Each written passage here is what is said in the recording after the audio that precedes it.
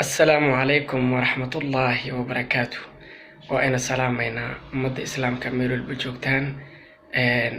إنا لله وإنا إليه راجعون. إنا لله وإنا إليه راجعون. وحان هلكن تعسيئي تيراني وقدريا قبردي حمدي محمد فارح اللي قد له حمر قارهان دقمدا وردقلي dhalinyaradii sida wuxuushnimada gabadha u dilay intay kufsadeen haddana dabaqa uga soo tuureen. Gabadha waa shahiidad, nafteedii bay ku shahiiday oo waxa waaye xadiidkeeni nabi maxamed calayhi salaatu wasalaam wuxuu leeyahay man qatala duuna maalahu fahuwa shahiid.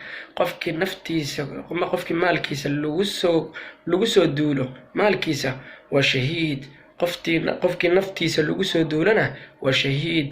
gabadha nafteedii baa lagu soo duulay oo waxay dooneen inay macsiyada xoog uga qaataan, haddana ay dilaan ayadoo difaacaysa jirkeeda iyo diinteeda iyo islaamnimadeeda.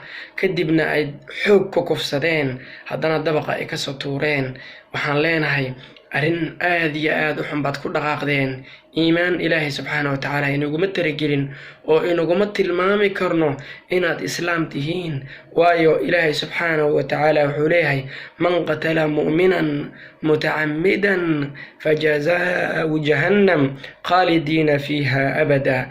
qofkii qof mu'min ah si kas ah iyo olakac u dilo فجزاء جهنم جزائيس وحنقون دونا جهنم خالدين فيها أبدا ونكوار دونا انت نولوشي سكدمن وحان هالكن كعن باريين يا والدينتي عرورتها دلي وحان لاهي عرورتها دشين لبطادة سيمان تجيستين برينا ويجيسن دونان وإني لو كانوا حق حمدي محمد فارح حقيدي وإن التيرك لو كانوا oo dhalinyarada tiirka la soo istaajiyo oo nafta laga qaado. waayo gabar Soomaaliyeed oo walaashood bay nafta ka qaadeen.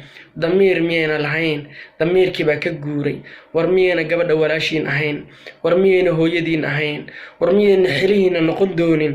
war maxay tahay xasinimada intaa la eg intaad gabadhii xoog uga zinaysateen oo xoog kufsateen oo kufsi intaad kufsateen haddana aad dabaq ka soo tuuraysaan. billaahi calaykum damiirka intaa la eg muxuu ahaa?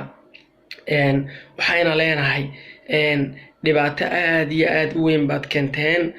shalay bay ahayd gabadhii Caaisha ahayd inay dhibkaa loo geystay, allahu naxariistee, raggii loo daldalay loona toogtay. war maalin kasta miyaan ku jiri karnaa? gabdhaheeni baa la dhibaataynayaa, gabdhaheeni baa maalin walba la kufsanayaa, miyaan ku jiri karnaa? billaahi calaykum ummadda islaamka ah dadka kaleba wax kufsada ma jiraane Soomaalidu akhlaaq xumaa oo akhlaaqdooda xumaa. war waxaan leenahay waalidiinta carruurta dhalay, war carruurta ha la tarbiyeeyo, war carruurtiina meel ay ku dambeynayaan waa inaad ogaataan. waayo carruurtaada dhib ay keentay, dhibkaa ay keeneen adiga mas'uulka ah. waayo waalid baad ahayd, cunugaada meeshuu ku dambeeyey maadan garanaynin.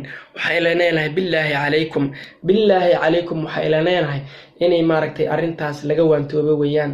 war carruurta waa inay ay maaragtay meel ay ku dambeynayaan waa inaad garataan. waalidiintii baan aad u cambariyeynayaa. waxaan leeyahay waalidiinteediiow, waxaan leeyahay dhibaatada maanta ay carruurta geysteen innigaa mas-uulka ahaa. waayo carruurta hadday tarbiyo wanaagsan ay leeyihiin marna arrintaasoo kale kumay dhaqaaqeen, way cabsan lahaayeen. war maalin walba miyaan ku jiri karnaa gabadh yar unbaa la kufsaday? war maalin walba miyaan ku jiri karnaa gabadh yar unbaa la kufsaday? war gabdhihii way dhibaatoodeen, war gabdhihii way rafaadeen, war xaggay ku noolaanayaan? war gabdhihii xorriyaddii baa laga qaaday. war gabadha bannaanka ma aadi karto, qudrad ma soo gedi karto. war cabsi iyo wadnihii bay gacanta ku haysataa. war daanyeer iyo halaq iyo dhurwaa bay noqdeen. war wiilashii walaalahooda ahaabaa maanta ay dhurwaa ku noqday. subxaan allah. war maxay tahay iimaan darrida intaan la eg? war maxay tahay iimaan darrida intaan la eg? war iimaan miyayna lahayn? war miyayna ehel iyo war miyayna gabar ina la dhalanin? war miyayna hooyo ahayn? waxaad kufsateen waa hooyo, waxaad kufsateen hooyo weeyaan. waa mustaqbalkii hooyo wixii noqon lahaa baad kufsateen. marka wallaahi waa arrin aad aan uga guftay, aad baan uga guftay.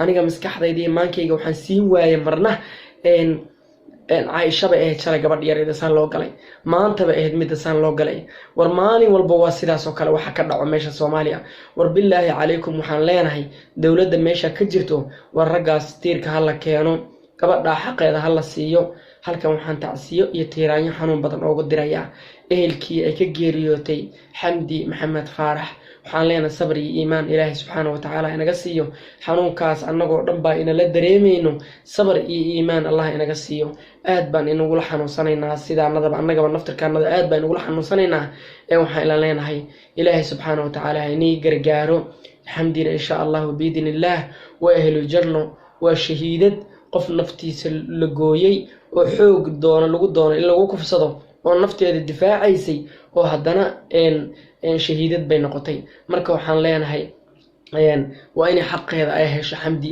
xaqeeda waa inay Xamdi hesho Aishaan in badan xaqeeda u dooday oo Ilaahay wuxuu ila garab galay inay Aisha xaqeeda heshay kuwana waxaan leeyahay Ilaahay waxaan ka baryay xaqi Xamdi Maxamed Faaraxna xaqeeda Ilaahay soo sii oo maaragtay ragaas tiirka in la keeno la toogto jazaa'igoodii waxa weeyo abaalkooda waa in la toogto oo loo naxariisanin oo gabadha masaakiinta ah wuxuushnimaday u dileen waa in loo toogto xaqooda sidaas weeyaan waxaan leeyahay arrimahaas laga digtoonaado arrimahaas oo kalena waalidiintii waxaan leeyahay markasta war waalidka waad maqashaa maalin walba wax dhacayo war caruurtaada hadda ka dambe la soco war caruurtaada waxay fulinayaan ogow war caruurtaada waxay qabanayaan la soco billaahi calaykum waalidiinta waa inay caruurta tarbiyayaan oo caruurta tarbiya siiyaan waxayna leeyahay insha Allah ta'ala waa walaalkiin waa miskiinkii alle oo shaakir oo iniga tagayo assalaamu calaykum